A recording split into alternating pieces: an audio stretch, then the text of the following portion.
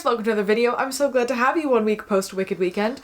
Today is a halfway remake, halfway brand new content because I covered Disability in Wicked in honor of its 20th anniversary 2 years ago, and since then, there's been a lot more in the canon to play with, and also my disability analyses of media became a thing with a set structure on this channel. I like consistency, and I can add both more information and more academic integrity now than I could then, so we're doing it over. If you hear construction noises outside, no you don't. Don't worry about it. If you're new here, some housekeeping to get right off the bat. Hi there, hello, I'm Sydney. My pronouns are they, them. I make videos about disability or disability adjacent stuff in science, history, education, media. In this series, we break down shows that either implicitly or explicitly involve disability to academically demonstrate that disabled stories have always been a part of the media canon and always will be, work on our critical thinking and media analysis skills, and talk about ways to more ethically stage and talk about these shows, always with the cool. That happened.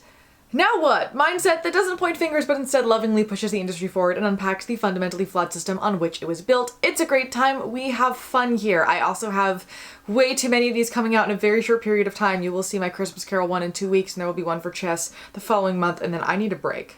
There's a lot going on. As always, I have a playlist of all of the other theater deep dives that I have done that I will link in the description below for you. While you're there, you can also find my source list for this video. It is long, so there's lots of things you can check out. The link to my Patreon is down there if you want to support me and get early access to what I'm up to. And the like and subscribe buttons exist down there somewhere along with the comment section, so do with that what you will. And for nerds that care, my source list for this video is going to be in a different sourcing style than I normally use. I'm aware, long story, don't worry about it. We'll be switching to that starting in the new year anyway. Great, that's all. Oh, for friends who need it, sorry. I'm a white young person with light brown, just beyond shoulder length curly hair. I am wearing a light green, like tank top style shirt dress. I speak English, I promise. And I'm sitting in front of a plain wall that has green leaves on it. What else? Oh, one more thing, my apologies. Wicked is a currently running show, so I do have an accessibility review for it that lets you know what kinds of lighting and sound things to expect, as well as accessibility information, including where the bathrooms are for the Gershwin Theater. So that is linked below if you should need that as well. I do that for most Broadway shows if I can get my hands on them, but that one specifically for the show, if you're going to see it, does exist. I believe the design is almost identical, if not identical, for the tour, so that should be helpful for people all over the country and around the world. There's also international replica productions of it. But anyway, Wicked. Sorry, we're focusing. So Wicked began its life as a book. Ooh, I can grab it. Hold on. Wicked began its life as a book. It's this book. It is titled Wicked, The Life and Times of the Wicked Witch of the West, published by Gregory Maguire in 1995. I'm so blessed to have mine signed by the author, which is lovely. Universal got the rights to make it a film, but Mark Platt, who was the head of production at Universal at the time, didn't really feel like the screenplays were really working out, so they weren't quite sure what they were going to do with it. But composer Stephen Schwartz heard about the book while on vacation and immediately went, that needs to be a musical, and who owns the rights to this? Screenwriter Winnie Holtzman stumbled upon the book in a bookstore and went, oh, this needs to be a film. Who owns the rights to this? And they both found Mark Platt, who was struggling over his pile of screenplays, and in 1998, plans to turn it into a stage musical were quickly underway. The first stage tryout of this show was in 2003 in San Francisco after, I think, 2 workshops, but I could be wrong on that. It could have been more, it could have been just one. I think it was multiple. It was relatively successful there. Reviews were fairly mixed, but socially it was rather popular. And then it transferred to Broadway later that year, opening on the 30th of October 2003. It was nominated for 10 Tony Awards. It won for costume design and scenic design, and Idina Menzel, the original Elphaba, won for Best Leading Actress. There was a whole drama that year because Avenue Q won Best Musical and many other Tonys over Wicked, and people were rather mad about it. And after that year, the Tony Awards amended their campaign rules to be more strict and specific because Avenue Q's Tony campaign was probably the reason they won a lot of those awards. There's a really great video about that specific history on friend of the channel, Wait in the Wings channel. So if you want to know more about that history, I will link that below for you. You can go check it out. He also, I watched it literally right before I would film this, just released a video on the history of the Clock of the Time Dragon that is also incredible. So everybody go watch his videos. Now Wicked, of course, did not need a million Tony wins to be a successful musical. It has been running for over 20 years. It's been touring all over the world. It has replica and non-replica productions all over the world, has made a truly impressive amount of money at the box office, and of course the films have been incredibly successful as well. What I find really interesting is that we sort of think of Wicked as being like this unequivocal hit from day one, right? But in the theater community, there was initially a lot of criticism that the songs weren't that memorable, there was a lot of skrelting, and that Act 2 doesn't make a lot of sense. But of course, it has then grown incredibly popular. The songs are very memorable and successful, and to some extent Elphaba kind of created a new kind of vocal expectation for Broadway. She haunts pretty much every major Broadway score that has followed her. So let's start with a summary of the show so that we can then analyze it. Spoilers, obviously. Also, the summary is going to have to be annoyingly in-depth because the show has a lot of moving narrative pieces and they're all kind of important for analysis, so I am sorry in advance. Wicked tells the story of two witches in the land of Oz, Glinda the Good Witch and Elphaba, originally known to the world as the Wicked Witch of the West. Her name, Elphaba, is in reference to the initials of L. Frank Baum, the author of The Wizard of Oz. The general question of the show is, are people born wicked or do they have wickedness thrust upon them? And then it proceeds to make you wonder about this for the entire runtime because every single character you meet is deeply, deeply complicated and messy. It's really great. I will say they are a lot more archetypal in the show than they are in the book, which if you start comparing them, you're like, oh, well, you know, that level of depth really exists in the book that doesn't exist on the stage, which is fascinating because on the stage, they're still really complicated. Anyway, the show opens with the song No One Mourns the Wicked, with all of the Ozians celebrating the death of the Wicked Witch. Glinda the Good flies in on her magic bubble, as one does, and joins their celebration, and they ask her all kinds of questions about the nature of wickedness. And here we get to see that Elfie's mother had an affair with a traveling salesman while under the influence of a green elixir that he gave her, and as a result, her child was born green, and immediately is rejected by both parents. One Ozian then asks Glinda if it's true that she and Elphaba are friends, and this brings us into a flashback to Shiz University where they both met. At Shiz, we meet Elphaba and Nessa Rose Throp. Elphaba is very green, and her younger sister is not green. She uses a wheelchair. We learn later that this is because their father was so worried about the mother having another green child that he made her chew milk flowers to prevent it, which ended up both disabling Nessa and killing the mother. We also meet a younger Galinda Upland who appears as the most rich, fluffy, fussy, popular blonde girl to have ever existed. Think like Elle Woods, kind of. And yes, it's Galinda, not Glinda. That'll make sense later. Madame Morrible, the headmistress, decides that Elphaba and Galinda are going to be roommates even though Elphaba was supposed to stay with Nessa to take care of her, and Glinda assumed she was going to have her own room because, well, Elphaba panics at this change in plans and accidentally uses magic to pull Nessa's chair towards her. Nessa is super embarrassed by this and Elphaba gets super flustered, but Madame Morrible is like, hold up. You have a lot of potential and I'm going to teach you sorcery so that one day you can work with the wizard because I want you to do that. It's very clear that this is the first time anybody has really paid any sort of positive attention to Elphaba, and the fact that it happened in relation to like, your dreams could very well come true, I will try to make that happen, is enough to make her just want to explode with joy. Insert the I want song here. We then cut to Elphaba and Galinda in their room where they sing a song about how they absolutely hate each other, and then they go to their history class with Dr. Dillamond, the only animal professor left at Shiz University. He is a goat.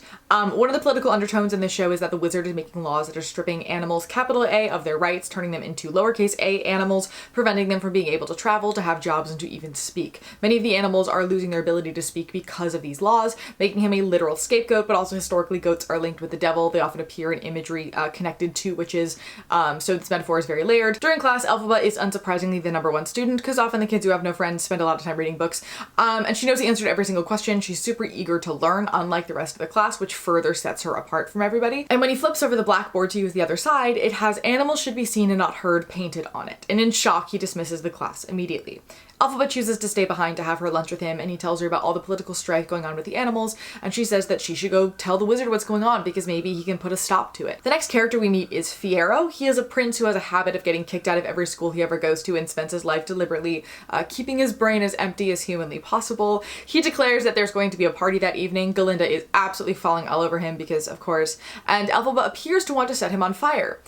I also support her on that. There's also Bach, this nervous little munchkin at Shiz who has a major crush on Galinda, and he asks her to the party and she's like, well, I'm flattered, but do you see that tragically beautiful girl in the wheelchair? It's so horrible that she doesn't get to enjoy the party along with the rest of us. Whoever invites her would be my hero, of course. And so he invites Nessa to try to get Galinda to notice him, but Nessa assumes that she's being asked because Galinda set them up together and that they're meant to be together forever, and how wonderful and magical is Galinda. She's so lovely and she deserves to be repaid for her kindness. So then she goes to her sister and she's like, please, you have to appreciate her because she did this for me.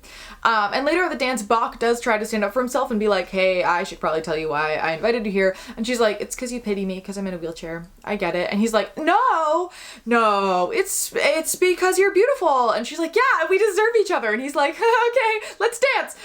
And then he never gets the guts to tell her that he's not into her for like a really, really long time. Meanwhile, Galinda is getting ready for the dance and has this horrible, horrible, ugly black pointed hat that was sent to her by a family member, which she decides to give to Elfie and pretend it's the new fashion and she should wear it to a party. So everybody is dancing and having the best time. The costumes in this scene are gorgeous as always. Nessa's having the time of her life. And then Madame Morrible comes to tell Galinda that she's going to include her in the sorcery class she really wanted to be in along with Elphaba because Elphaba pressured Morrible into enrolling her as a thanks for the sister situation. So now Galinda feels a little bit bad for having given the hat to Elphaba, but also it's kind of too late because she shows up to this party in the hat, everybody laughs at her, and so she runs into the center and she's like, I'm just gonna do this really awkward dance and pretend I don't care what anybody thinks of me, and this kind of sucks, but you know what, we're here. And Glinda feels really bad, and so she decides to go into this circle and dance along with her, and it's really sweet, and I cry every time. That night, back in their room, Glinda offers to give Elphaba a makeover to help her become popular. And this sounds insignificant, this is one of the most famous numbers of the show. And also, of course, the fact that Glinda is so, like, the only way to be liked is to change everything about yourself and forget who you are, has a lot of subtext that foreshadows her behavior in Act 2, and generally this narrative of, like, if you are popular or if you look like you know what you're doing, you will be rewarded in this world, and not the people who are actually being genuine and real, right? The next day they go to class and they learn that Dr. Dillamond is leaving the school because he is no longer allowed to teach due to the increase in anti-animal laws, and Elphaba tries to fight this, but nobody stands up with her. And then a new teacher comes in with a lion cub in the new invention of a cage, which is created to keep animals from learning speech. And Elphaba gets reasonably very upset, which causes another magic situation. And in the chaos, Fiyero grabs the cage and the two of them run off. They share this little moment together. The tension is real. It's really cute. It's really awkward. And then he takes the cub to safety while she sings about how she will never be the kind of girl that he would want to love. And then we cut to her learning that the wizard is willing to meet her. And she's like, great, this is awesome. And Nessa, Fiyero, and Galinda go to the train station to wish her well. Fiyero and Elfie have another moment. And Galinda is like, he's my boy, so I'm gonna impress him. And she decides to say that because Dr. Dillamond couldn't pronounce her name properly and called her Glinda instead of Galinda, in solidarity, she's going to change her name to Glinda, officially.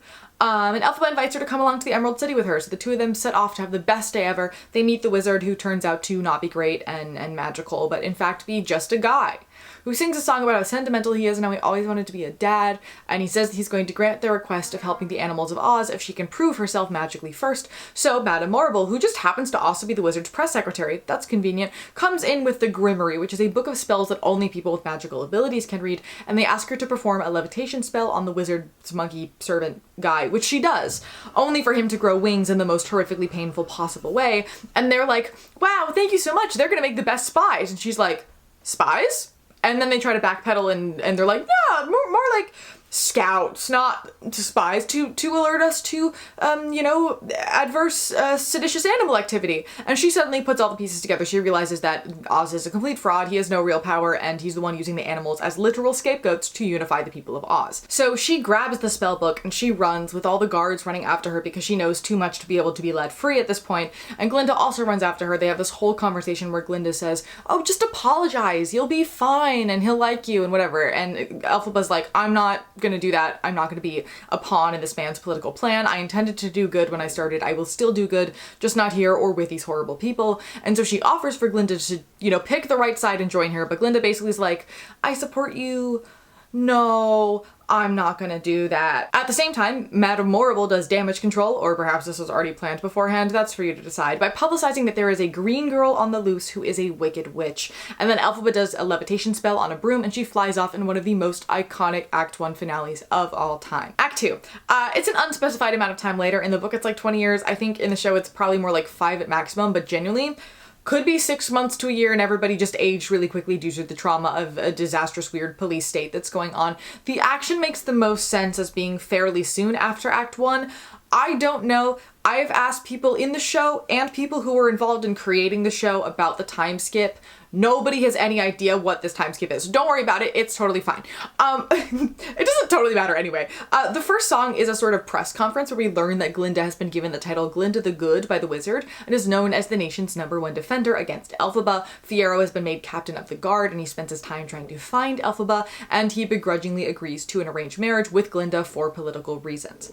During this entire time, Glinda acts like she's happy and everything is great, but she feels kind of terrible about having to say horrible things about Elfie. Meanwhile, Elphaba is visiting her sister, who has now become the governor of Munchkinland because their father, the former governor, died presumably of like a heart attack in response to his green daughter becoming the Wicked Witch of the West. Nessa is a very aggressive and tyrannical ruler and has stripped the Munchkins of all of their rights in order to keep Bok by her side, because that is, of course, always a great way to make sure that you are liked and loved.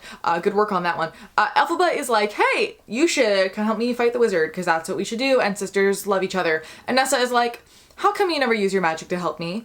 you should have done that, and I'm sad that you didn't. And so Elphaba decides to enchant her shoes, which give her the ability to walk, and she thinks maybe now that she can walk, Bach is going to finally love her as she is. But to him, he's like, hey, you can walk, you don't need my help anymore, I can leave you, and I can go tell Glinda that I love her before she marries Fiyero. And Nessa, in her anger, grabs the Grimoire and tries to cast a love spell onto Bach to try to keep him around, but accidentally shrinks his heart instead, and she cries, and Elphaba's like, I need to make sure that Bach doesn't die, because his heart is really shrunk, and we would like him to not die. So she does another spell to try to save him, which does save him, but also turns him into the Tin Man. Bach is reasonably quite alarmed by this turn of events, and he runs off in a panic, and Nessa is like, Elphaba, this is all your fault, how could you do this to me? And we'll unpack that whole scene later. Elphaba goes back to the Emerald City to try to free all the flying monkeys and ends up running into the wizard again, who is like, you know, you can work with me, I can save your reputation, it would be so great. And she almost agrees to it, but then she sees Dr. Dillamond unable to speak and gets very angry. And she's like, no, I'm gonna fight you until the day that I die. Fiyero and Glinda and the guards all run in. Fiyero and Elphaba escape together. They leave Glinda, who is very upset, and tells Madame Morrible that they can bait Elphaba out of hiding by convincing her that Nessa is in trouble. Meanwhile, Fiyero and Elphaba hide in the forest. They have a love song together. They sing about how they're going to be together forever, and there's a lot of smoke. It's a very cool number, but then the weather changes and Elphaba hears Nessa's screams and then runs to go and find her. And find her she does, though she has, fortunately or unfortunately, depending on whether you're a munchkin or not, has been crushed under a house that fell on her during a twister, which a girl named Dorothy came out of and took Nessa's enchanted shoes. I forgot to mention, sorry, Madame Morrible has the ability to control the weather. Do with that information what you will. The witches have this little fight and it gets broken up by the guards, including Fiyero, who saves Elphaba via threatening Glinda, and Elphaba gets away, but Fiyero gets taken in by the guards as a prisoner for a treasonous act or whatever. Elphaba runs to Fiero's castle at Kiamoko, where he promised that she would be safe hiding there, and she sings what is my favorite song of the show. I know that that is a bit of a hot take, but I am a no good deed kind of person, where she does this spell to try to save Fiyero from harm and basically says, you know, I keep trying to do good, but it always ends up horribly, so at this point I give up, I am wicked, I will never try to do a good deed ever again. While she's hiding, the citizens of Oz set off to kill the witch led by Morrible, and Glinda puts all the pieces together about Morrible and the tornado and her being a bad person, so she confronts Morrible, who basically is like, you're just as responsible as I am, so take your privilege and be happy with it. There is nothing that you can do. And Glinda runs off to find Elphaba to tell her that she is in serious danger because she now is like, ooh, I was on the wrong side of this. And Elphaba is a bit preoccupied, holding Dorothy hostage offstage. We never see her until she gives back the shoes, which are the only thing that she has left of her sister. Glinda and Elphaba meet. They basically realize that no matter what, this is the end. She gives Glinda the Grimoire, they hug, they sing about how they love and forgive each other and wouldn't be who they are without having the other person in their life, and then Glinda watches from hiding as Dorothy throws water on Elphaba, which melts her. Elphaba leaves behind her hat and the bottle of green elixir that she slept with under her pillow every night. That is the elixir that is the reason that she is green, presumably. And a grieving Glinda takes the bottle and brings it back to the Emerald City as a piece of Elphaba to have, and then realizes that it matches the elixir that the wizard had once offered her. And they all collectively realize that he had, in fact, been a father the whole time to Elphaba, and that she was magical because she was born between the two worlds. Glinda banishes the wizard and puts Morrible in prison, and then we see Fiyero, who, as a result of Elphaba's spell to try to save him from harm, is turned into a scarecrow. He goes to the spot where Elphaba had melted and knocks on the floor. She pops up through a trapdoor, and they hold each other again, talking about how sad it is to know that Glinda can never know that she is still alive, and that they will never get to see each other again. Meanwhile, Glinda tells the people of Oz that the witch is dead, and everybody celebrates, as a circular ending to the beginning, and Elphaba and Fiyero leave Oz forever. To some extent, this is fairly close to the original book, almost impressively so, because it is so long and the world building is so complicated and incredibly dense. To a different extent, it is nothing at all like the book in any way and takes a lot of liberties, particularly in the second act and also a lot with the characters. In my brain, because I've spent a lot of time with both of them, the book and the musical are the same world for the first 2/3 of the book and the first act of the show, and then the rest of them are completely different universes from each other. And I like both for very different reasons, because they serve different political purposes, which also reflects the time in which they were written, right? Like the book is pre-9/11 and the show is post-9/11, so in the show we see this narrative of using misinformation to scapegoat a relatively innocent person just because they are different in order to make people feel in control and unite them under a somewhat fascist leader, whereas in the book it is more a focus on Elphaba going from this inspired radical who stands up for what she believes in into this judgy, hypocritical person hiding behind the shield of doing good that is completely out of touch with reality, and how that ends up all the way back around to being a systemic issue where she is in fact a terrorist. It's also fun after reading the book to see the little Easter eggs, for lack of a better way to describe it, that are throughout the musical that reference wider things in the book that ultimately needed to be cut for timing or just for like that show to work, because again, there is so much that is packed into the musical, and there's so much even more that exists in the book. I think the book is a really interesting read. It reads like something that was written in the early 1900s with all the pitfalls therein, so you do need to go into it with that mindset. I would not consider it to be a favorite of mine as like fiction I would pick up for fun, but it is one that has really gotten me thinking every time I've read it, and has been really fun to academically dive into. There's this sort of like Ellen Montgomery or like Tolkien feel to it that I really like, in the extent of the world building and the way that it describes things, and a lot of the interwoven politics and theology that I find really, really fascinating. I will say, hi book club people, I went to a Wicked themed book club, and the general consensus of that group was like, maybe this isn't a thing you pick up for fun, but I do think for an academic sense, or if you're just like really curious about this world building, it is really good for that. You just have to go into it with the right mindset of what you're going to get out of it, I think, if that makes any sense. Editing Sydney here. I'm liable to pop up throughout this, don't mind me. I described that poorly. I think what I'm trying to explain here with the book is that it's like an acquired taste, in the sense that when you imagine, oh, I'm going to pick up a fantasy book, a book that has a fantasy world building in it, and you imagine what you've seen in the movie and what you know of the musical, you imagine it to be this bright, interesting fantasy thing with some political undertones, when this book is it has the political undertones, but it also has political overtones in a very strong way. So it is not the light, fluffy fantasy kind of thing that you expect it to be.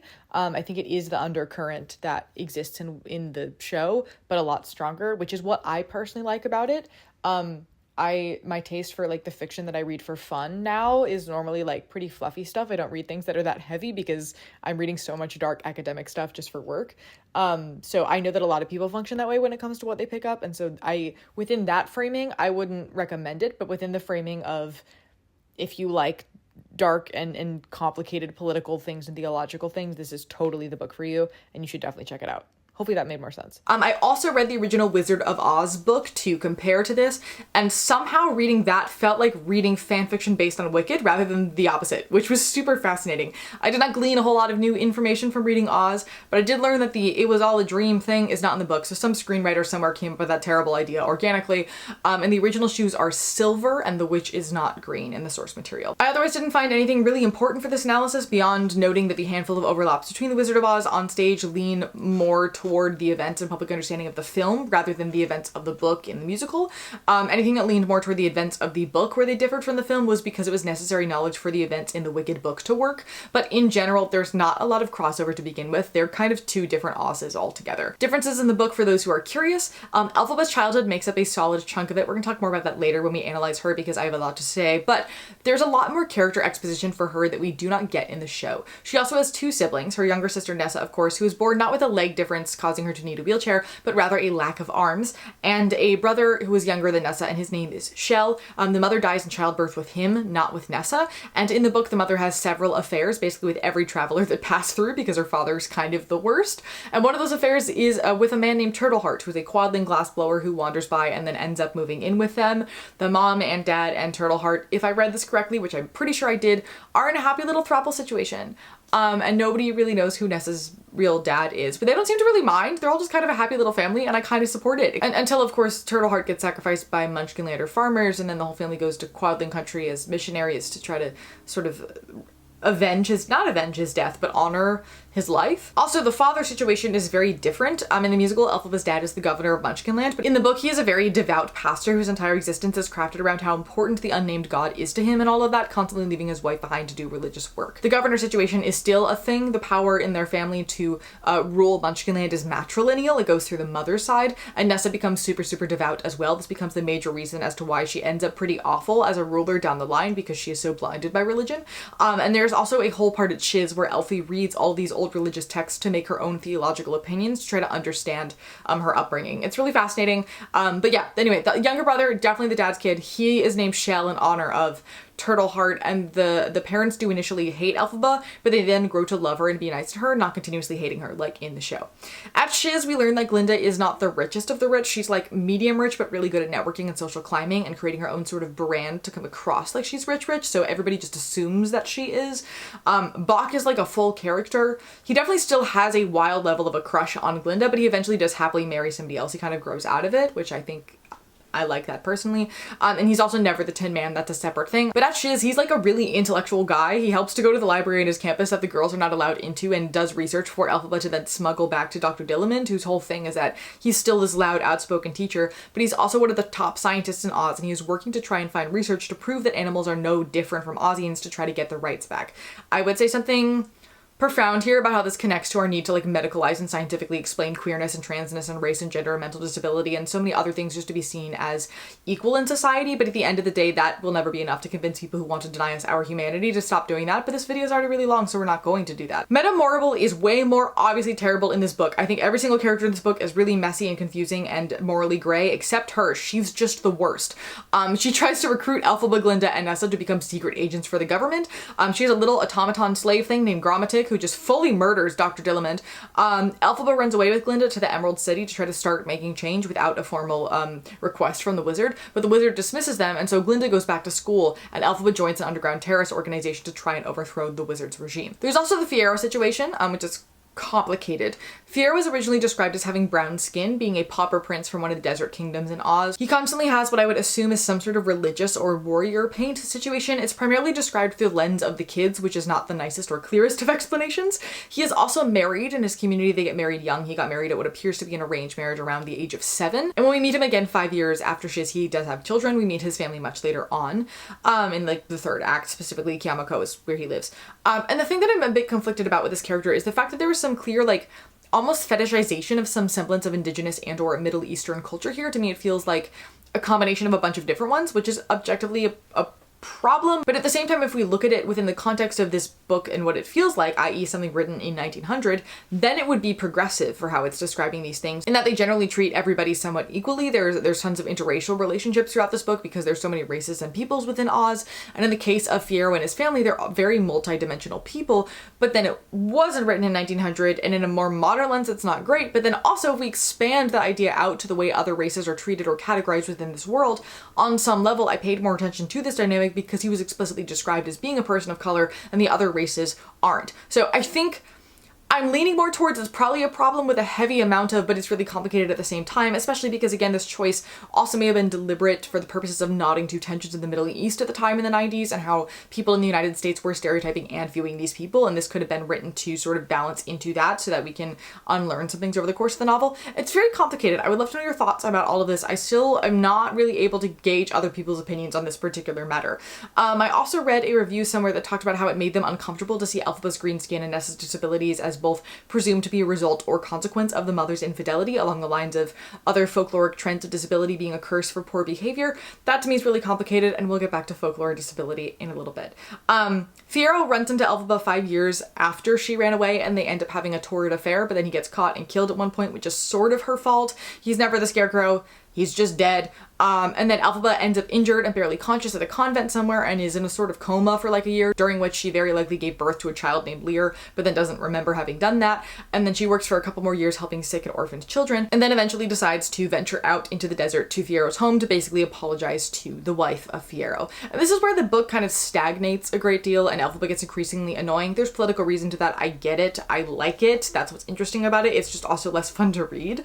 And then eventually she takes her flying broom back to Oz. She bashes Morable's head in, even though she's already like pretty much dead or already actively dead, and then meets up with all of her old pals. She goes back to the desert to find the whole family imprisoned. Dorothy shows up. She does genuinely die when she gets melted, and that's the end of the book. So the friendship between the witches lasting the whole time does not carry over, and also Elphaba is definitely a lot more terrible and a lot less forgivable in the book because she turns to active terrorism to try to do good, which is obviously not the most effective. I think the shift from it being Elphaba's story in this book and it being Glinda and Elphaba's story together in the show, to some degree, of course, has to do with different political universes, right, that this was being written in, but also because initially Kristen Chenoweth was hired as like, this is like the stunt cast, or not the stunt cast because it's not stunt casting if they work in theater, but like this is the big name that we are pulling for this show. She's a perfect Glinda. We're gonna make her the Glinda, and then they're going to like even out those two characters so that they're more equivalent because she is the famous actor that's being pulled in, and then Idina was pulled in later.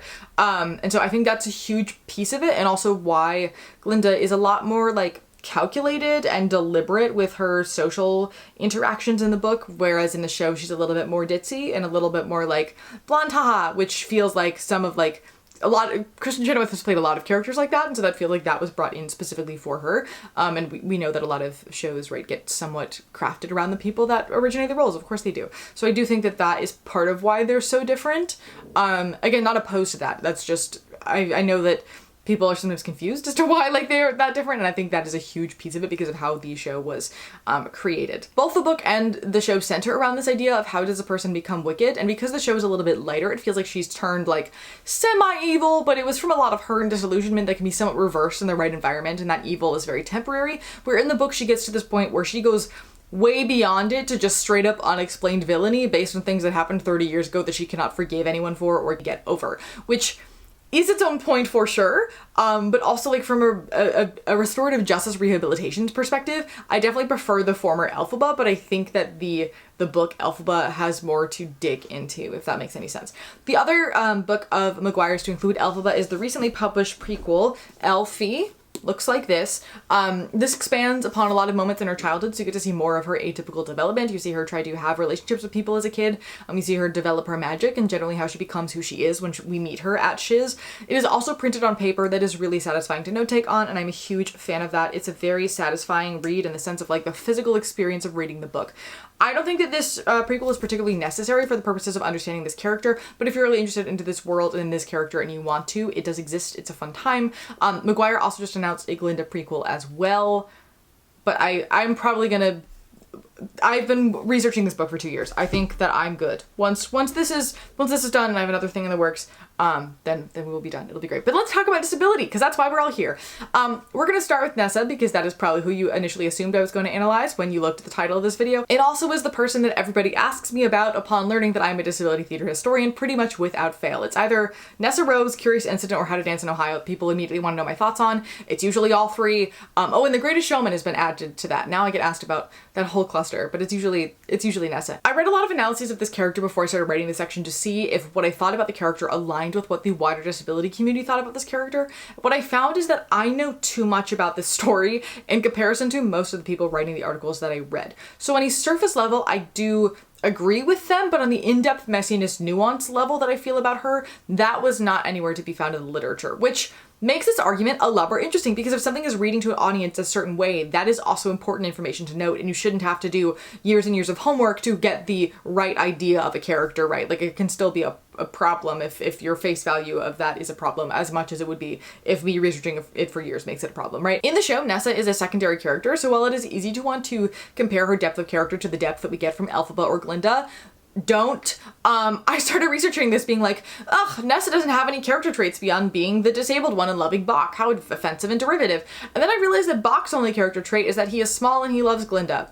And the wizard's only character trait is that he's a coward who would do anything to stay in power. So we really need to think about her as being on that level of character depth, otherwise we are going to do ourselves and the show a disservice. Basically what I got from her is that she is Elphaba's younger sister. She has a disability that requires her to use a wheelchair, which Elphaba feels responsible for to some extent. She's very much doted on and gushed over and cared for by her father and her sister. It's kind of insinuated that this is because she is disabled. It makes her like the golden child. And I think that is correct in the sense of how the students at Shiz and Madame Morrible treat her. In regard to Elphaba and their father, it seems a lot more likely to me that the father dotes on and cares for her because he's really kind and caring and a loving father, and sees her as his only child who he spoils and loves dearly because he absolutely hates Elphaba. And Elphaba dotes on her because she is an overprotective big sister who I think would do that regardless of disability, if only because Nessa's her only friend, but also because she does feel responsible for Nessa's disability and is therefore trying to like make up for it on some level. So there is some pity there from Elphaba's side, but it's a lot more complicated than that. What I found in the show is that Nessa Rose is kind of ruled by her own self-pity, or rather low self-esteem. She like feels like she's a burden, that nobody's going to love her because she is disabled and different, and she dreams of just going to a dance with a boy and being a regular girl. And the second that he's like, hey, so I asked you here tonight, and not because I wanted to, she's like, oh, it's because you felt bad that I'm in a wheelchair. I get it. And she becomes so convinced that he is the perfect man for her. The reason things aren't working out is because she is the one that isn't right and needs to be fixed, which down the line turns her into becoming an immensely controlling ruler who takes away all the right to the Munchkins just to keep Bach by her side. And her whole life dream is to be rescued from her chair. She gets angry at Elphaba for not using her magic to help cure her disability, and once it is cured, she still feels like it isn't enough because Bach tries to leave her, and then she ends up grabbing the spell book and accidentally cursing him. So by the time the house falls on her, you're kind of glad that it has and she's finally been stopped in her tracks. And there's lots of discussions to be had as to the problems with this character arc from an academic perspective. The first is the metaphorical, she and Elphaba are both marked for life because of their mother's infidelity thing, basically saying the disability happens as a result of bad behavior, which in the book, Elphaba's disability is definitely seen as a curse because of the bad things going on. I don't remember the energy being directed toward Nessa in the book. It's a lot more like Nessa herself is this pitiable, cursed being in comparison to the more like something's off about that green girl that we get with Elphaba tonally. And also a reminder that in the book she is born without arms rather than legs she cannot use. McGuire's mentioned that this was inspired by the thalidomide baby scandal. If you're not familiar with that, Retro Report has a really fantastic short video on it. I will link it below if you want to check it out. Basically, there was this medication that was prescribed for morning sickness and some other things in the late 50s and early 60s that had not been tested on pregnant women, and it turned out to cause birth defects, often relating to children being born without limbs or with shortened limbs. And it was a big scandal that happened. For some reason in the book, Nessa never develops the ability to like sit up on her own or do anything on her own until she's been given the magic shoes. And there's nothing wrong with needing help with things, to be clear. It just felt distinctly odd to me that she got to the age of like 25 without figuring out how to accommodate herself around like in the slightest. In the book, she's a lot more high maintenance and snobby than the tragic off-brand Disney princess energy that we get in the show, but she's also an equal friend in Elphaba and Glinda's friend group, and they do everything together, and she has a lot more stake in things. She as an individual is a lot less problematic, but a lot more problematic things are said about her in the book than in the show, in my opinion. The other issue is the body-mind connection narrative expediency we see a lot in the arts, where like a broken body is used to shortcut an explanation of a character's broken internal state, often in the sense of immaturity or stunted growth, sainthood, or in the sense of full-on villainy. And in this case, we get both of those things. We see her childish behavior leading her to become a full villain. One thing that I read was frustrated that the cure of the shoes wasn't enough for her and didn't fix her villainy, but I would argue actually that if she started walking and then was perfectly happy and like everything was suddenly fine, that's way more of an issue, so you kind of can't win here. My thing with these tropes and with tropes in general is that, yeah, it's bad to connect outward experience with inward personhood, but also every single character in everything, regardless of ability, falls within the category of immature and or saintly or a self-centered villain, or can fall within that category if you explain it hard enough. I'm not saying that that's not a narrative problem here. I'm just saying that as somebody who's done a lot of work with stereotyping and media analysis, no matter what you do with representation, you're going to fall into stereotypes. It cannot be avoided, because by avoiding stereotypes, you inevitably fall into a different one, because stereotypes exist in the binary. So instead, it just needs to be deliberate and careful and authentic, and I think that's the bigger problem here, but we'll get to that conversation shortly. There's also this argument of narrative prosthesis, that her disability exists to prop up a plot and a character arc, in this case being the reason that Elphaba is at shiz, the thing that gets Elphaba caught near the end, the thing that shows that she cares and helps her along her road to villainy. I actually think that Nessa has a little bit too much of a personality to be entirely a prosthesis if we are comparing her character arc to that of Box and the Wizards, for example. I do think it was used a bit as a narrative crutch in the show to streamline and shorten things, because in the book literally none of that happens if I remember correctly, but they also cut and merged a lot of other characters and events to do that. Nessa is not the only one to get caught up and be used for various reasons narratively. For example, the Bach and Nessa thing. That doesn't happen in the book at all. Elphaba goes to shiz a few years before Nessa does, and she doesn't get captured because of her sister. But again, and maybe I'm just defending the show a little bit too much, but I think if she hadn't been disabled, we wouldn't really think about that being a narrative problem, which is an interesting discussion in and of itself about the burden of representation and what it points out within your story when people start to sort of pick it apart. But here's the thing. While yes, some elements of this narrative are a problem, I have known many a disabled college student, and in fact been one myself, and I mean, they haven't enslaved an entire population of people, but at that age, we're definitely convinced that nobody would love them because they are disabled, are treated with the pity that Nessa experiences and are infantilized like she is, and are very likely to end up in unsafe situations because they are so excited by the first person to show them any romantic attention and assume that's the only option that they're ever going to get, so that they end up in an unsafe situation. And this is something also a lot of people, disabled people, grow out of when they're in college or in the wider world for the first time and starting to interact with other kinds of people and often meet other disabled people and realize that's not the only option.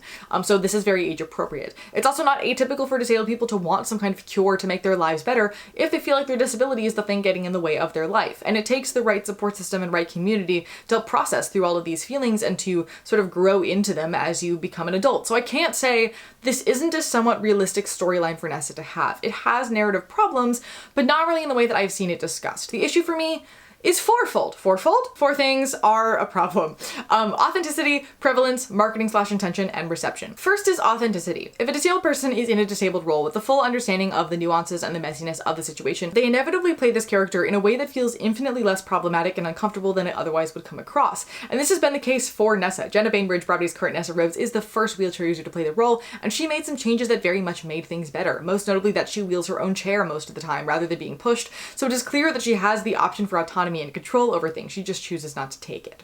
Second is prevalence. The narrative isn't inherently a problem in and of itself. The problem is that the majority of disabled narratives are like this, to the point where we associate external difference with internal brokenness. If this was one disabled villain representation in a sea of, I don't know, 30 other different disability representations in theater, I wouldn't really have an issue with it. We probably wouldn't even be talking about it. The problem is that disability is rarely in theater, especially when this show initially opened, and it usually is used as a shortcut to villainy because the norms of the physicality and the internal characteristics are one and the same, are drilled into every single actor in training to an almost unhelpful point. There's not a lot we can do to fix about this, at least in the current short term. There are changes being made to how we teach theatrical curriculum that will hopefully change things in the long term, but our field changes really slowly, but it is something that definitely needs to be acknowledged, right? This character is a problem because she's one of the only wheelchair user characters on Broadway right now and one of the most famous of all time. So the burden of proper and perfect representation gets placed onto her and she gets overanalyzed to death. We've worked with a few characters on this channel before, Laura Wingfield and Christopher Boone as examples from Glass Menagerie and Curious Incident.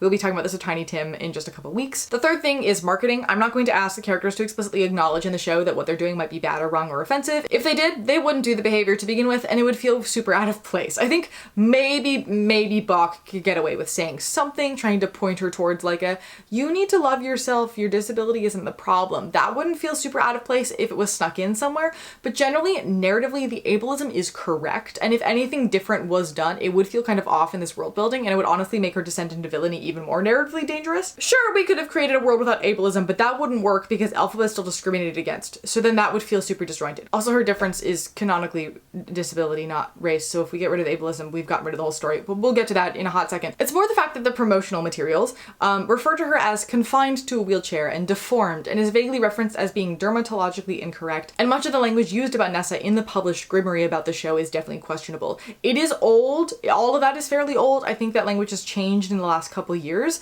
but it's still a thing to just be aware of, that those things are still being sold, right? So those conversations are still happening.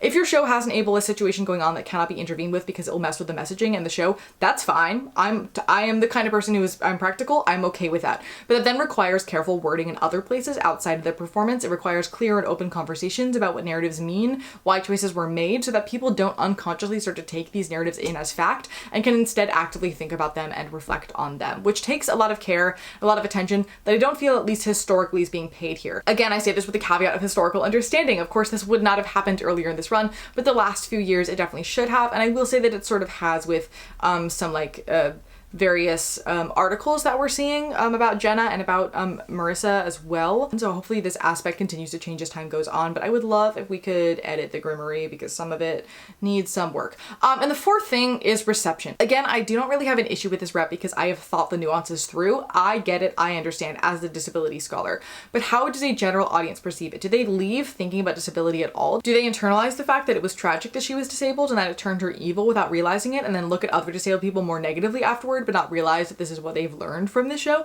Do they clap and cheer when she gets cured with the magic shoes, or do they feel uncomfortable with that seemingly outdated plot point? Do they leave feeling like all disabled people just dream of being cured one day and that that's the best thing to do for them? That I can't know because I am not one of those people. I have a very specific worldview. Based on articles that I've read and my own experience, a lot of people clapped when she became able to walk again, and a lot of people felt really hurt by this portrayal, while other people felt seen for the first time but were concerned with the impact the messaging could have on other disabled people. I will say that the first couple times that I've seen this show, people do clap when she starts walking. When wheelchair user Jenna Bainbridge as Nessa Rose was walking again, there was no applause. That didn't happen. So I do think that conversation is changing a bit. I do think that this is cognitively changing for people again, that's good. That is a really great thing. Because when I saw it in 2023, people clapped. They did not clap for when I saw it a couple months ago. So that's really cool. I do think the most dangerous part of Nessa's narrative is the idea of manipulative sympathy, i.e. the idea that she's using other people's pity to get what she wants and what she needs out of them. I don't think that Nessa ever means to be manipulative, except maybe in Act 2 with Bach, but this furthers this narrative that other people are only in relationships with the disabled people due to sympathy for them, that disabled people are burdens on society who constantly need full-time carers and are always in one-sided controlling relationships, when generally independence is a social construct. All kinds of people manipulate sympathy to get whatever they want, whatever. The problem is that in the wider world, people are regularly denied care and are labeled as manipulative and controlling when we ask for help fulfilling our basic needs. And people see our caregivers or even friends and partners as being trapped in relationships with us rather than willing participants who understand that the give and the take is different in every kind of relationship. And it makes it seem like disabled people are heartlessly using other people to get what we want, which is a problem. And it's hard because to some extent this is a thing that does exist in the real world, though just because something happens in real life does not mean that it should be framed as is in the media interpretation of that thing. So the Nessa situation is not an all black and white issue, but it's also something that definitely isn't being discussed nearly enough, though again, that's starting a little bit more recently. But even when it is, I don't feel like it's often missing that extra level of nuance and understanding for this piece and the context of this piece. But again, I think the shifts in, what has been changed in the movie, and then also what Jenna does on stage and having her, wheel her own wheelchair gives her more autonomy, and then it makes it seem more like she's just greedy and wants more things than what she can have, rather than that she is helpless and she's just grasping at straws, which I think is helping this a whole lot and making this conversation a lot better. Another thing that I would think would help the Nessa Rose narrative is recontextualizing Elphaba as disabled, or rather just acknowledging the extent of her explicit disability coding. When I first looked at the show to analyze however many years ago, it was based solely on the idea that every autistic theater lover that I know deeply connects to Elphaba, and I wanted to analyze like general autistic coding of this character and how she's a great example of how otherness embodied on stage becomes autistic coding. And then I read the book and my disability historian spidey senses kicked in. Just to go over that general trope that I just mentioned, modern storytelling tends to center this idea of the alienated other who is either trying to find a way to fit in or trying to find a way to be content in the fact that they don't fit in. Most stories fall into this mold to some extent, and when these characters get plopped onto a stage, they have to a lot more largely and loudly tell the audience that they are the odd one out, that they are the one who does not fit in, that they do not connect with people,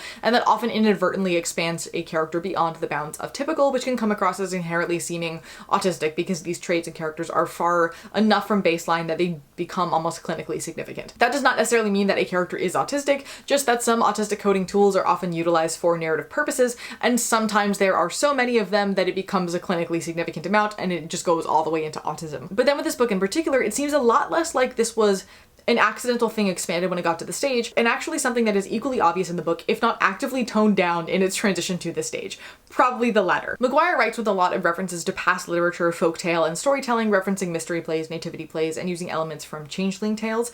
We've talked about changeling tales before on this channel a few times. They are historically how people all over the world describe disabled children, most typically mentally and developmentally disabled children, in their folklore and common understanding before we had medical language for developmental disability. They vary to some extent from region to region, but they can be found in almost every culture on almost every continent, and they describe children known as changelings who are effectively like replacement children. The child that was supposed to exist or did exist for a bit, but then one day changed because they were taken by fairies or supernatural beings and replaced with a changeling, one of the children of that supernatural being or a fairy. I also want to note that changeling tales typically most commonly appear historically in societies that are under the religious moral model of disability, which is basically believing that disability implies something from God or like something along those lines, and that is usually what we get as the precursor in societies to what becomes the medical model of disability, where disability is something wrong to be fixed, and then after that usually comes the social model of disability. But all of these things tend to intertwine and the same ideas recycle over and over again because nothing is ever concrete. But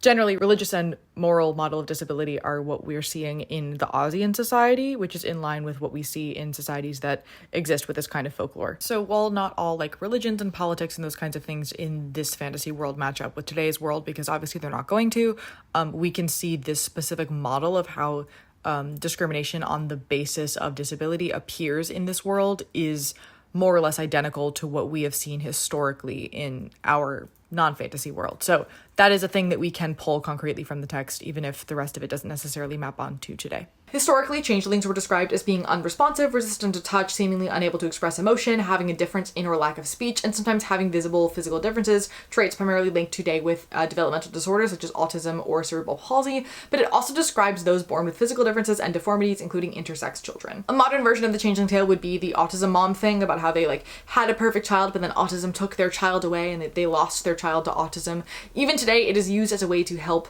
explain and cope with a child's disability. And historically, this was exceedingly common. So if we're looking at Wicked as if it were written when Oz was written in 1900 and Elphaba dies in 1900 at the age of 38, she would be born in about 1862 in a world wholly run by religion and folktales to begin with, making her the perfect candidate in theory to be marked as a changeling child. Elphaba is never explicitly described as a changeling in this book, but she is definitely treated like one. And there's significant other language used about and around her that is in line with the changeling status, specifically referring to her greenness as a curse or a punishment, that she could have been colored by a sprite, or that she is devil's spawn. And one of their attempts at curing Elphaba is by performing an exorcism to get the devil out of her. And both sisters are continuously treated throughout both books as non-human, referred to as it and the creature for much of their early lives. I also want to note that the fact that they do an exorcism on Elphaba and then nothing happens and then they just kind of are like, well, this is our child and we're going to keep her and it's going to be fine now, is a historically accurate thing when we're looking at historical societies where this is kind of, actually not even just historical, this still happens today,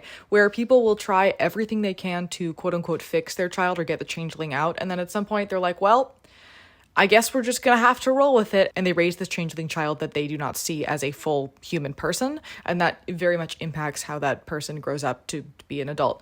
But this does make sense that they're hating this child and want to get rid of it. And then they try to get rid of it and it doesn't work. And then they just keep it. That is a thing that we have a lot of record of. And to add to this religious idea, in the book, we see how Elphaba's father, in his religious zeal, decides to use her as this example of what happens if you are like a sinner. Like, he uses her deliberately in part of his preaching to scare people into wanting to support the unnamed god. So again, we're still in line with this religious moral model of disability in the world of Oz. The first thing to note on meeting Elphaba is that when she is born, there is a whole argument as to what sex she is. There are a lot of points throughout this book where people who speak poorly of her reference her being intersex or trans, obviously in a much more derogatory and period accurate way. And even a few moments where Elphaba herself mentions that she wouldn't really mind what gender she was. I don't think that there is necessarily enough evidence in the text to concretely argue in one direction or another, but I think a reading of her as queer in gender and in sexuality is perfectly reasonable, and either reading is to some extent supported by the text and by Maguire himself. There's also, of course, a long history with associating queerness with witches, in like this idea that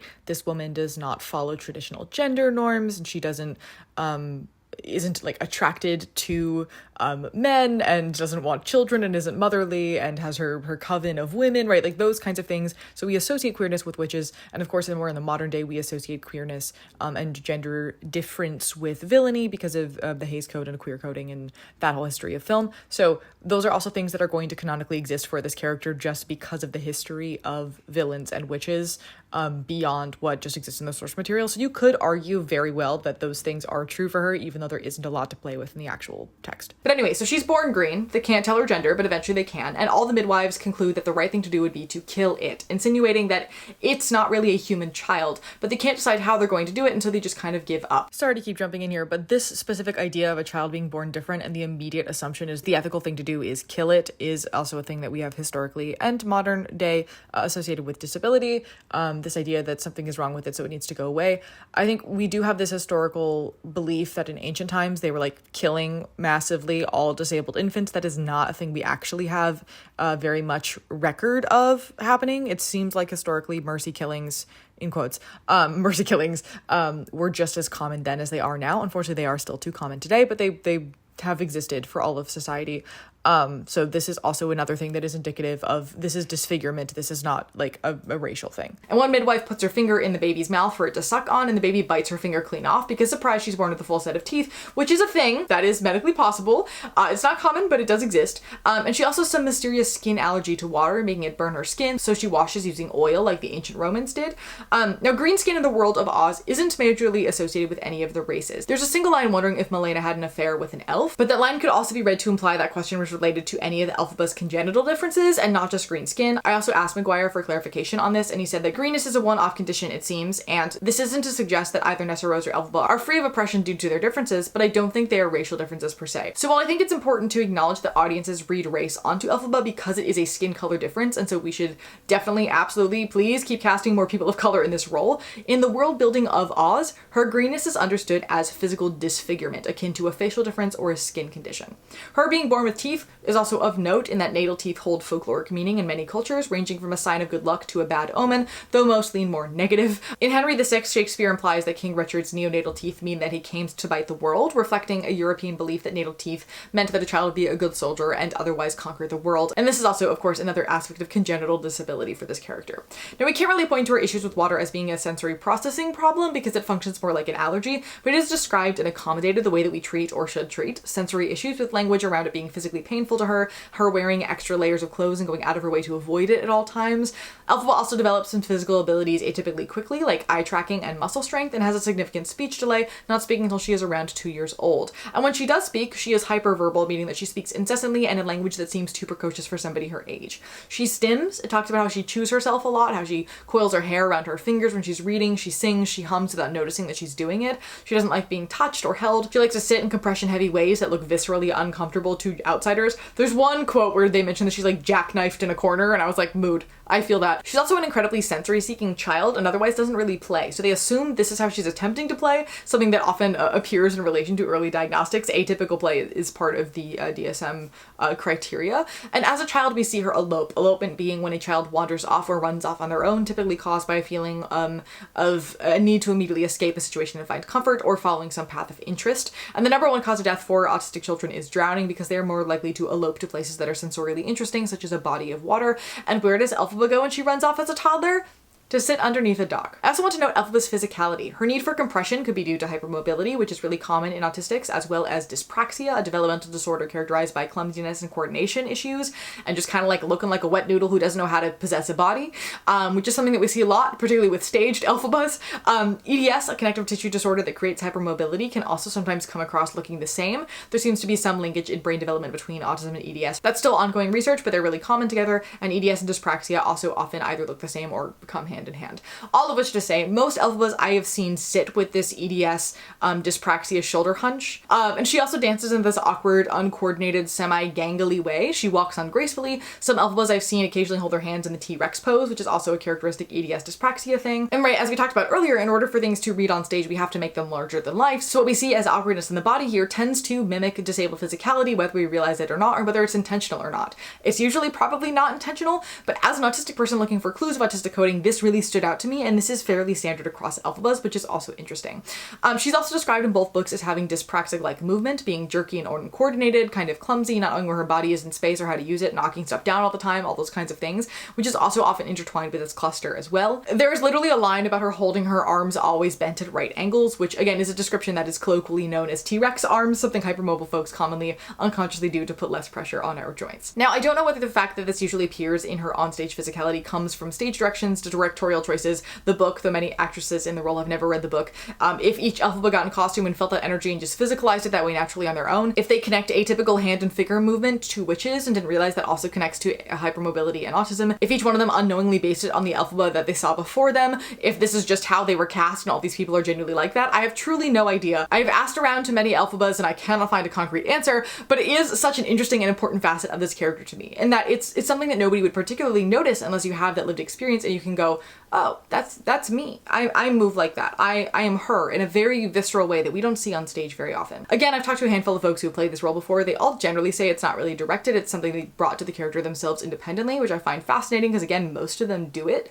I also find it interesting that, albeit based on my limited research of production footage online, Elphabas over time have gotten significantly less stimmy and fidgety with their hands over time, which is not good or bad. I'm not saying that at all. It's just an interesting tonal shift that has been interesting to me as to potentially why that shift has happened over time. My current theory being that our theater education system has gone through major paradigm shifts in the last decades, and watching the same character change across those same decades is going to reflect those changes in a very visible way, but I'm not going to start ranting about inaccessible theater education right now. That's what the rest of my channel is for. Much like in the show, she is stubborn and she's a rigid thinker. She doesn't really have any friends, though in the book she does develop a small friend group that she researches with, and I think in the book that's a particularly interesting thing because we see like she has people who love her and who support her as she is, and they are a good little cohort, and then she just decides to go go out on her own and sort of isolate herself from all of those people, and that's part of what sends her down a road of villainy. I think that that's really interesting in comparison to here where she's like forced to be isolated, because in the book it is more of a choice. But in both we see that she's really bad at social norms and at controlling her temper. She's often yelling at people and saying things that are considered rude. Her meltdowns come in the form of lashing out and or accidentally performing magic. She also doesn't realize when people are making fun of her, and she is quick to trust people who pay any sort of positive attention to her, meaning she gets taken advantage of easily. Her general aloofness is described as a child who has never remembered having a dream, being told to have sweet dreams, which is just a uniquely perfect description. She generally prefers the company of animals over people, and this carries on for the rest of her life. This is a common thing in autistic folks because animals communicate non-verbally and therefore more clearly and straightforward than humans do, and they also do not require human social norms, so you can be more chill around them. A lot of both texts focus on her trying to observe other people as if they're like cool bugs through a magnifying glass that she can try to mimic if she stares hard enough, which is a hallmark trait of somebody who is unable to socially read what is going on. And there's also a lot of quotes that pretty much explicitly say that she cannot socially read what is going on and is particularly terrible at understanding facial expressions. She's also terrible at masking and fitting in even when she tries, so she gives up that effort fairly quickly. Her brain absorbs information and organizes it into patterns at an astonishing speed. That's exemplified by how quickly she goes from, "It's the wizard, I get to do a spell for him," to, "You're a fraud who's ruining the economy and social structures of Oz, and this is actually all your fault." That's a really quick turnaround that she manages to put all the pieces together really quickly. There's also the discussion to be had about the whole autistic people tend to be geared towards social justice more than other populations of people.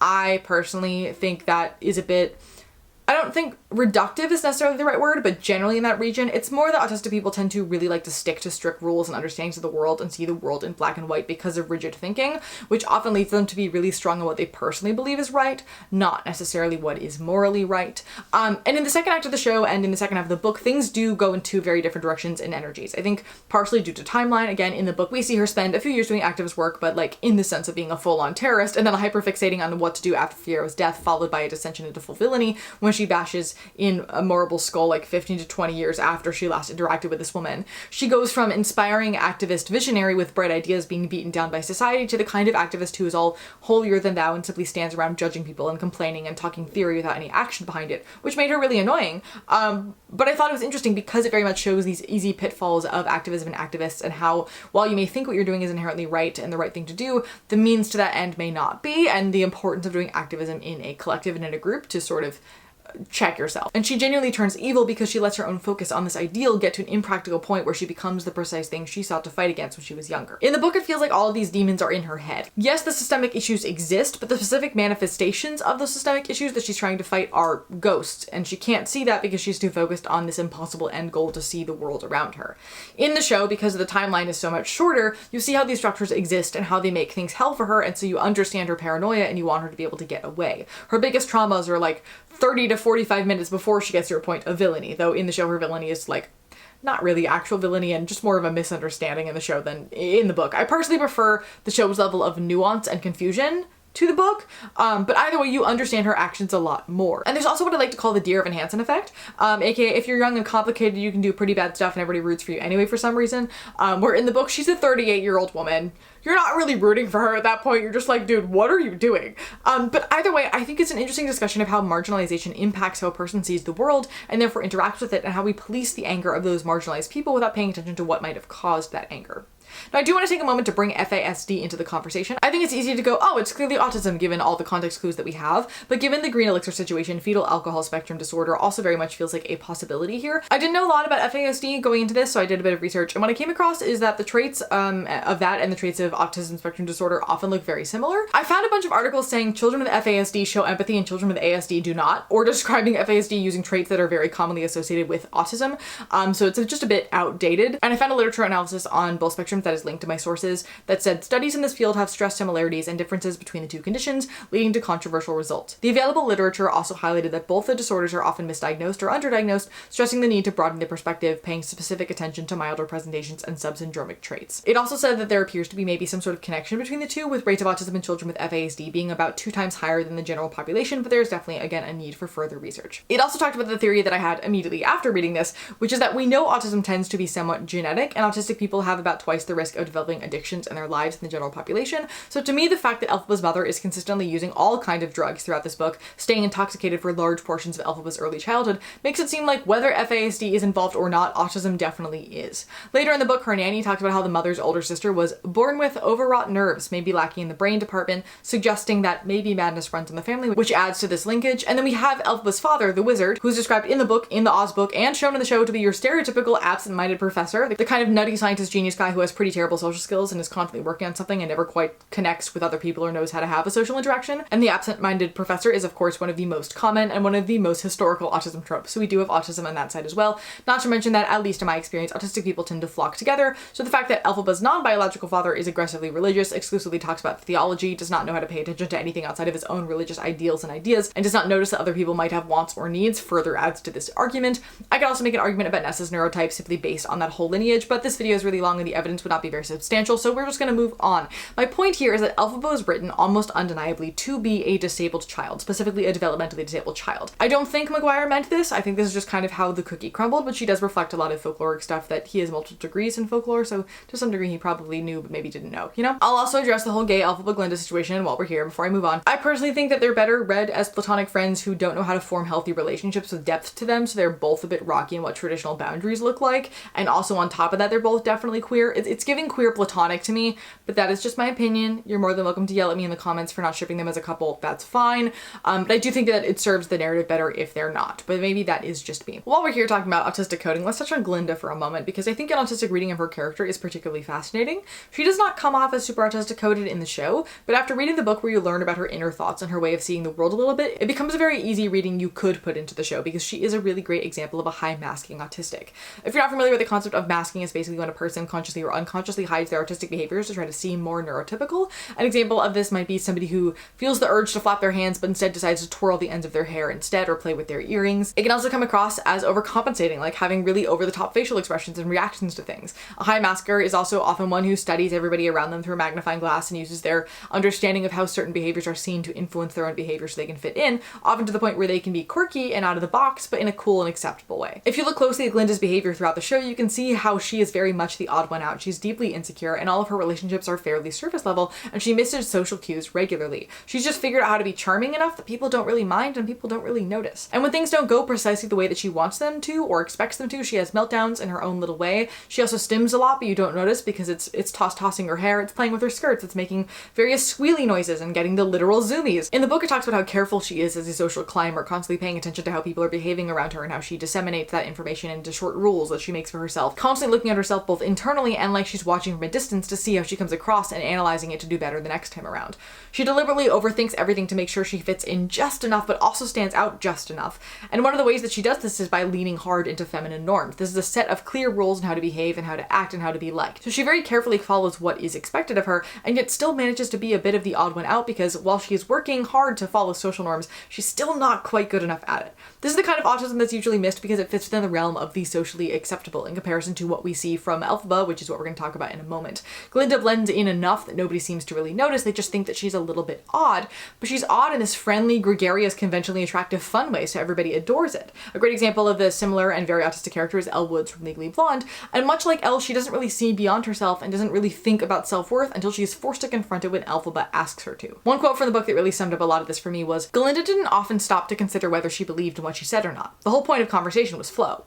Being liked while being the dumb blonde is always preferable to being who she truly is, though it's clear that she doesn't really entirely know who that is because she has hid it for so long. Not saying that Glinda doesn't know who she is, but more that there is this Glinda she has carefully crafted and created and the one that she is deep down, and they have merged so much that she can't really pull the two apart. In the show, we see all of this manifested most clearly in the song Popular, where she tells Elphaba about all the rules that she knows about how to be popular that she's going to try to teach to Elphaba to get her on the same level because clearly she's struggling in that department.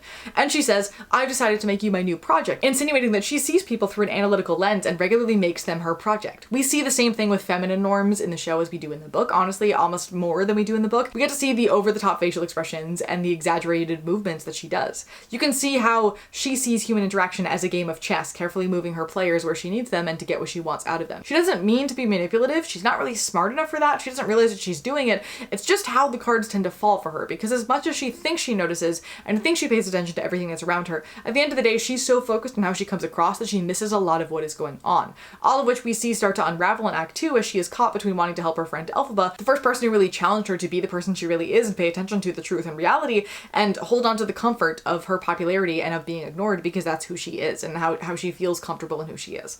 In the book, while at Shiz, Elphaba and Glinda have quite a few academic and theological conversations where Elphaba keeps calling Glinda out on the fact that she does not think for herself or hold any solid opinions and is smarter than she pretends to be and needs to do something about that. She comes across as a lot more shallow in the show in comparison, but also a lot more feisty and strong-willed and stubborn in her own way, leading to a lot of butting heads between Elphaba and Glinda in a way that Glinda has never really experienced before because she's never met somebody, or at least interacted with at any sort of depth, with somebody at her cerebral level. Someone who she spends a really long time trying to pretend she is absolutely nothing like. And I like to think that because she saw a lot of herself, particularly the things she wished she could do and say and have the conviction for, but it wouldn't fit within the brand she has created and how Elphaba behaves and speaks. There's more to be played with about that. I'm not quite sure what it is, but for me that reading adds an interesting level of nuance to this character and why she makes the choices that she does. For me, especially because in the show they're meant to be foils of each other. They do feel like two different sides of the same coin, and I think if we're adding the developmental disability reading onto one of them, we ought to look at the other in the same lens. Now, for disability in the other characters, I initially did go into my first reading of the book expecting to have something profound to say about Bach in reference to disability.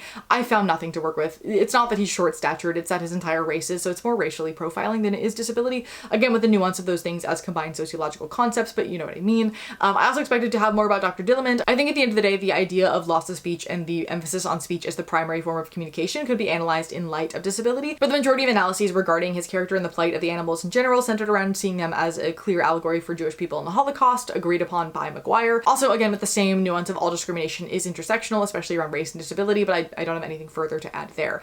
But that sort of ends our primary character analysis here, at least based on the book and the show, because I wrote all of this and filmed this before seeing either film. I did this on purpose. I knew that there would be dramaturgical things to carry over from the movie back over into the source material, but the majority of people have been looking at Wicked for years through the lens of the stage musical, so I wanted to analyze them as two separate things.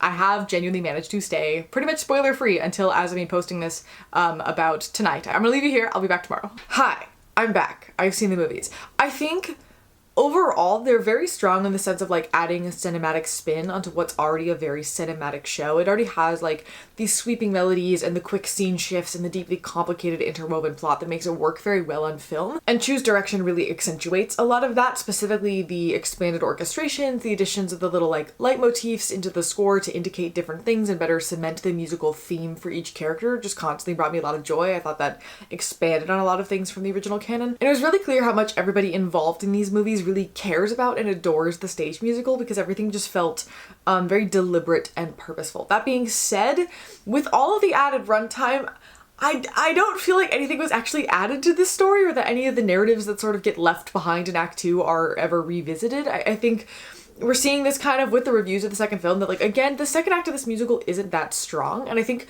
drawing it out to be longer didn't necessarily help that, especially because more wasn't really added to it to try to help it, or the small things that were added felt more like filler or like they were slowing down pacing rather than expanding on anything in the world that definitely required expansion, which is a bit of a letdown because this world is so rich and the story does jump so quickly from thing to thing because there was so much going on. So there were so many things that could have been added or expanded upon very easily, and I wish that they had made the choice to do that, especially with the additions of little Elphaba and little Glinda and little Nessa. I was hoping for some of these childhood pieces from the book to maybe, you know, find their way into these films, and we didn't really get that, which is kind of a bummer. Probably not as much of a bummer for everybody else, but I pored over that particular section of this novel several times, and I was excited to maybe see some of those things on screen, and then I didn't get to do that, which is a bit of kind of sad for me personally. I think the slowing down of all of it, while it did help the pacing issues that exist in the show, there's a lot going on all the time. It also took out a lot of the urgency that exists in this story. The show moves at a breakneck speed and throws a lot of information at you kind of on purpose, and it makes you feel really locked in the entire time, and also strengthens this undercurrent of something being ominous and not quite right, where slowing it down makes it seem more focused on like the fun and the whimsy that is Oz, which is what we get from, of course, The Wizard of Oz, but Wicked is not The Wizard of Oz. And that made a lot of this movie whimsical and fun, and I liked that, but also this is, again, not a happy fantasy world. It is a dark, politically intense world that happens to have some bright spots in it because that's just how the world works, and this felt a little bit like the inverse of that, which wasn't necessarily my favorite, and inadvertently shallows it out, which kind of hurt the purposeful themes of the story a little bit. And it also, like, this disrupted pacing in different ways. For example, the defying gravity changes draw out an already slightly clunky scene to be even longer in the name of adding more suspense, because the suspense isn't built up over the course of the movie as strongly as it is in the show. I've also seen a lot of comments about the issues of the color grading in the movies. I'm gonna be so real, I didn't realize until I saw the second one in theaters that it does feel a bit washed out at times. I have a yellow filter on my laptop screen as migraine prevention, so I didn't notice it at all in the first movie. So either every movie and video looks colored strangely and bad all the time and I have not noticed, or the addition of yellow light helps the color grading issue a lot.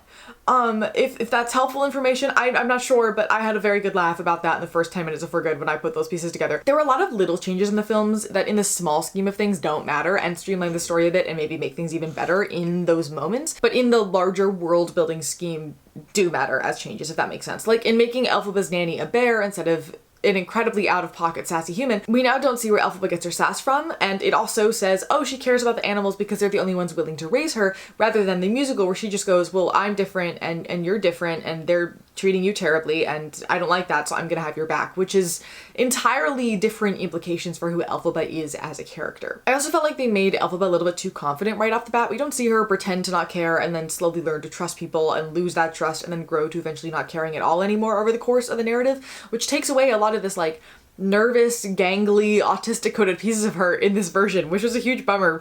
Again, for me particularly, but probably I've seen other people comment on this character arc being a bit flattened for her as well. And while the costumes were like objectively perfect in every way, all hail Paul Tazwell, I do think that they stuck so much to this classic all black Elphaba aesthetic from the beginning that didn't give her space to try to fit in with the blue and white school uniforms and then grow into this darker person who doesn't match everybody else, like we see in the show. She also dressed too well at times. Like she like showed up to the ball in what should be a frumpy dress and she looked absolutely incredible, which made this whole the whole popular sequence feel a little less impactful because we don't actually see that much change from her, and we're also not like, ooh honey, you gotta work on your fashion, because she looks incredible from the beginning. Also on the costume front, while we're here, they really butched up Elphaba in the second one. She wears pants a lot. There's some serious like gender bendy outfits going on. It was fantastic. I loved that choice. That brought me a lot of joy. That was incredible. 10 out of 10. The other big costuming thing from the show that is also an important plot point is in the Emerald City, everybody is required to wear green glasses, so everything looks emerald, which means nobody notices that Elphaba is green, and so she's just like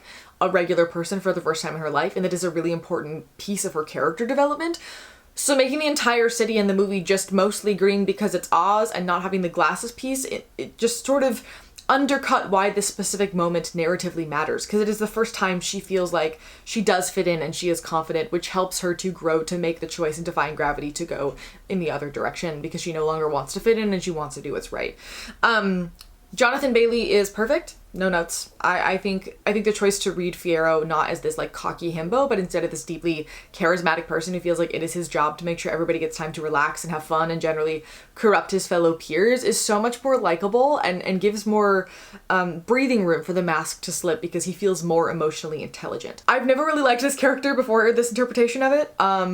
So absolutely no notes, and Jonathan Bailey is the best. I still stand by thinking that Elphaba and Glinda being gay for each other undercuts the overall narrative, and it is better if they are incredibly codependent, platonic queer friends. However, I also think the way this film frames them is so unbelievably gay that it does kind of work in this specific version of the story. I again don't think it works in the show. This is the only time that I will accept Gelfie's existence.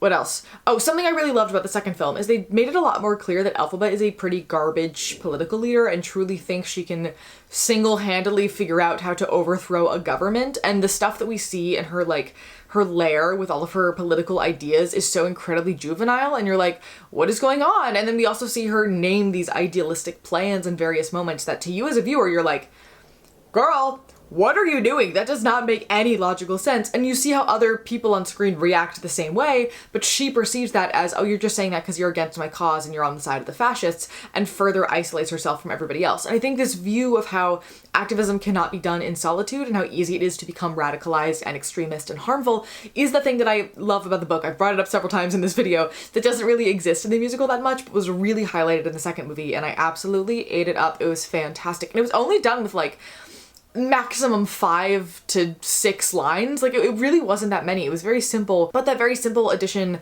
or like highlighting even just of specific moments, really amplified an important piece of the story and this character. I also loved the changes they made with Nessa Rose and having her be very vocal about how she wants autonomy and doesn't want people pushing her wheelchair. They also better cemented this idea of her wanting to be seen as separate from her sister, which created this sort of reverse glass child problem. A glass child is the sibling of a disabled person who often feels forgotten about, or like they don't get any attention or care because their sibling requires more care and attention, because both Elphaba and Nessa feel like the glass child in this dynamic. To Nessa, it's Elphaba who's making all the fusses and getting all the attention because her green skin and her magic and her outbursts and all that. But for Elphaba, she feels like she is the glass child because her father literally only cares about Nessa and expects Elphaba to function as Nessa's primary carer. It's great, and it makes us see how like marginalization makes people pit against other marginalized people to try to get a leg up, sort of. I really loved that. I thought it was really fantastically framed. In the second film, Nessa does not sing about how all she ever wanted was for Elphaba to use her powers to rescue her because all her life she's depended on other people and on her hideous chair with wheels, and she doesn't want that anymore, and Elphaba enchants her shoes so that she can walk. Instead, Nessa sings about how all she's wanted is to feel wanted and happy and like she is special, like she did the night that Buck called her beautiful at the Ozda's ballroom dance. And so Elphaba tries to make her happy by enchanting her shoes so that she can fly, but that still isn't enough for her and she continues to be greedy. I love these changes. I love them so much. I thought it does make the whole thing where Buck uses this as his cue to finally stand his ground and try to leave not make as much sense. So there's a trade-off there, but I think there's a world where that could have been tweaked a little bit more with some changes to be dramaturgically stronger than it currently is. I do miss the first half of The Wicked Witch of the East. They totally could have kept that and changed some words to make it work. It's sort of there, but they slowed it down a lot and like cut a bunch of it. It just didn't entirely work for me. I felt generally like I like what they did with her disability more in this movie than I do in the show, but we also get less time with this character in the combined movies than we do in the stage version, which is half the runtime, which I'm a little bummed about that, because with all this extra runtime that was available, there were no otherwise additions to her life or character arc. So I think narratively it is miles improved, but I still feel like I'm missing something here. I wanted more from this character. I think she could have been fleshed out. I think a lot of things could have been done with her, and we just didn't get her that much. It was kind of a bummer. Other things in the disability sense while we're here. I noticed 2 other visibly disabled Ozians, one in the first movie and one in the second. That's a great start. Not anywhere near how many there should have been, but at least something, and I'm going to appreciate that and acknowledge it for what it is.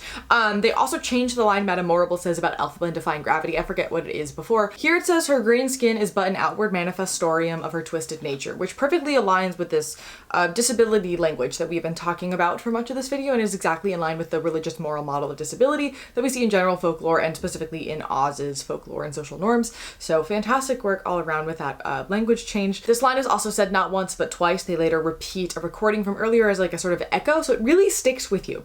They refer to Glinda's lack of ability to do magic as a deficiency, which felt pointed. I liked that. It gives us this stronger dichotomy of Elphaba and Glinda both being limited in their own ways, and implies that maybe perhaps they should have chosen to team up during Defying Gravity and might have been able to overthrow the wizard together. I also loved the shot of a pile of propaganda pamphlets and posters that had a few that said to beware the Green Menace, which is something both indicative of terror around the spread of course, communism, and also the radical lesbian Lavender Menace. Specific word choice is very important in world building, and I think there were some real hits in these movies. There were also a couple things that were like taken out. That was a little bit disappointing, but there were some things I was like, ooh, I want to write that down. As is going to be the case with any sort of adaptation of anything, right? My one other bone to pick would be that at the end of For Good, we see Glinda try to do better by her community, and she brings the animals back into the fold as part of Oz, which is great and lovely, but also reintegrating a population that has been discriminated against to that extent via literal apartheid and propaganda meant to get a community willing to try to rid their town of those who are different is not just like a, okay, you can come back, we're sorry kind of situation. Like, I see the vision, I liked the imagery of it, I saw what the goal was with that, but it felt a little bit idealistic in a way that most of the other stuff in this story doesn't, so it felt out of place, but maybe that's just me. All in all, a good time. I think they were categorically both really strong movies. I was really surprised by how much fun I had. They were just missing many of the things I was either excited about potentially seeing or cut things that I assumed were going to stay in there. I'm still mad about the lack of transition from I'm Not That Girl Reprise into As Long As You're Mine, and of course some other, small things that we've more or less covered here. I was very worried about these movies because of how much of a stickler I am about this particular IP, and I know how a lot of adaptations can go. I spend a lot of time consuming lots of adaptations of things, especially when it's a musical. We do not have a a good history with musical to film adaptations. They don't usually go well. And I don't think I was the only one who was nervous about them. I think the theater community cares a lot about Wicked. And overall, they seemed really aware of that and they did a really fine job. So that eased a lot of my anxiety around it for sure, but it also didn't necessarily like exceed my hopes and dreams for the best case scenario either, if that makes sense. It just kind of was. It's similar to how I feel about How to Dance in Ohio, where I was so worried about Broadway's first autism musical doing things wrong and being harmful that I was incredibly initially just relieved and delighted that it didn't do anything that was an outward issue, and so I loved it in the moment, was like, this is the best thing ever. But then like the more that I thought about it and worked with it in an academic sense, the more that I realized it had a lot of room to grow, and I more or less felt neither positive nor negative about it at the end of the day. I don't know if that helped clarify the feeling on this one either at all. Probably no, but I tried. But that brings us to our conclusion section of this video, which is the now what. I think for the stage production, I would love us to obviously expand casting for our Elphaba. This year we do have our first full-time Black Elphaba on Broadway in over 20 years of the show being open, which is honestly a crime. I would love to see more people of color in this role going forward. Obviously, I would also love to see developmentally disabled people in this role going forward. I think that counts as authentic casting in this particular sense. I would love to see gender non-conforming people in this role going forward for the same reason. I would love to see more Jewish people in this role going forward, given the history of witch aesthetics and anti-Semitism. I have a history of minorities and witches. I'll link above if you want to learn more about that. But I think there's many pieces of minority identities connected to Elphaba that have not really been talked about or explored, because we're just kind of like, oh yeah, she's green. Even though many of these things are rooted in the source material and world building in the sense of disability and gender, and others are rooted in how audiences are perceiving the source material in the sense of race, which is just as important and valid. I also want more Fieros of color, both because that just should happen, period, but also because it is in line with the source material. I would also love more Glindas of color, just because that rarely happens. The show just tends to be really white, and it really needs to work on that. I think it's a thing that they're increasingly aware of and are like working on, but it still, of course, feels important to note. I also, of course, want Nessus to be played by disabled folks going forward. That kind of feels like a given. If there's anything for the films that I would say this would be fun if we took this change and carried it over into the musical, there actually aren't that many things, but I would say the changes with Nessa Rose and the shoes could be cleaned up, but I still think that was a big improvement, and I would love if we maybe switch things up on that, as well as her wheeling her own wheelchair, though that change has already been made in the show, and the characterization of Fiero as less of an outright garbage person and more of a complicated, nuanced one who keeps a mask on for safety, I think would be a great shift to make. Though I am curious if that's something that's going to change organically without any script changes going forward, just by how lines are delivered, because it seems like consensus says that this version of Fiero is narratively stronger, so I'm curious to see if that changes how he's portrayed going forward. And then the few lines that really expose Elphaba's poor job at being an activist that then make her characterization a little bit more in the gray area around wickedness were incredibly strong. I personally liked that those were thrown in, but I otherwise think that the musical still reigns supreme and always will. But yeah, that's all that I have for you today. I hope that you learned something. I look forward to hearing your thoughts in the comments, because I'm sure that you have many. And as always, thank you for being here. Thank you for being. Remember, critical thinking is really sexy, and I look forward to seeing you, my dear, in the next one.